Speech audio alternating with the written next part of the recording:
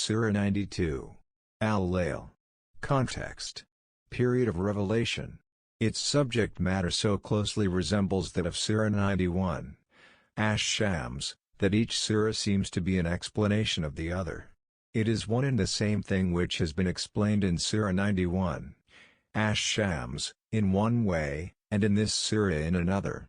This indicates that both these surahs were sent down in about the same period. The theme and subject matter. Its theme is to distinguish between the two different ways of life, and to explain the contrast between their ultimate ends and results. In view of the subject matter, this surah consists of two parts, the first part consisting of verses 1 to 11, and the second of verses 12 to 21.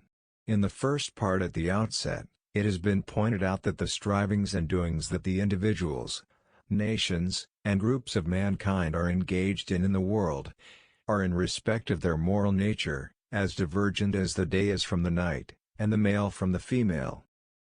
After this, according to the general style of the brief surahs of the Quran, three moral characteristics of one kind, and three moral characteristics of the other kind have been presented, as an illustration from among a vast collection of the strivings and activities of man, from which every man can judge, which style of life is represented by one kind of the characteristics, and which style of life by the other kind. Both these styles have been described in such brief, elegant and pithy sentences, that they move the heart and go down into memory as soon as one hears them. Characteristics of the first kind are that one should spend one's wealth, adopt God consciousness and piety, and acknowledge the good as good. The second kind of the characteristics are that one should be miserly, should least care for God's pleasure and His displeasure, and should repudiate what is good and right. Then it has been stated that these two modes of action, which are clearly divergent, cannot be equal and alike in respect of their results. But just as they are divergent in their nature, so they are divergent in their results. The person or group of persons who adopts the first mode of action, God will make easy for him the correct way of life, so much so, that doing good will become easy for him and doing evil difficult.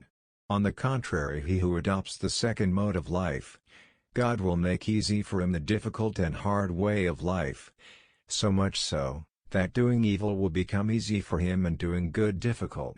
This passage has been concluded with a most effective and touching sentence, saying, "This worldly wealth for the sake of which man is even prepared to risk his life, will not go down with him into the grave, therefore, what will it avail him after death?" In the second part also, three truths have been stated equally briefly. First, that God has not left man uninformed in the examination hall of the world, but He has taken on Himself the responsibility to tell him which one is the straight and right way out of the different ways of life. Here, there was no need to point out that by sending His messenger and His book, He has fulfilled His responsibility, for both the messenger and the book were present for guidance. Second, that the master of both the world and the hereafter is God alone. If you seek the world, it is He who will give it. And if you seek the hereafter, again it is He who will give it. Now, it is for you to decide what you should seek from Him. The third truth that has been stated is that the wretched one who rejects the good, which is being presented through the messenger and the book, and turns away from it, will have a blazing fire ready for him. As for the God-fearing person who spends his wealth in a good cause, without any selfish motive, only for the sake of winning his Lord's good pleasure, his Lord will be pleased with him and will bless him with so much that he will be well pleased with him.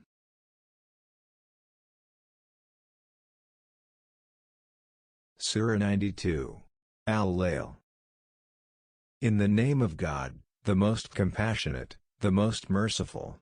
By the night, when it covers, and by the day, when it appears, and by He, who created the male and female, indeed your efforts are diverse.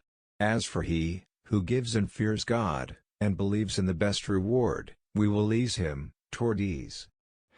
But as for he, who withholds, and considers himself free of need, and denies the best reward, we will ease him, toward difficulty.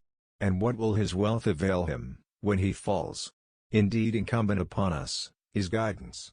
And indeed to us, belongs the hereafter and the first life. So I have warned you of a fire, which is blazing. None will enter to burn therein, except the most wretched one, who had denied and turned away. But the righteous one will avoid it, he who gives from his wealth to purify himself, and not giving for anyone who has done him a favor to be rewarded, but only seeking the countenance of his Lord, Most High. And he is going to be satisfied.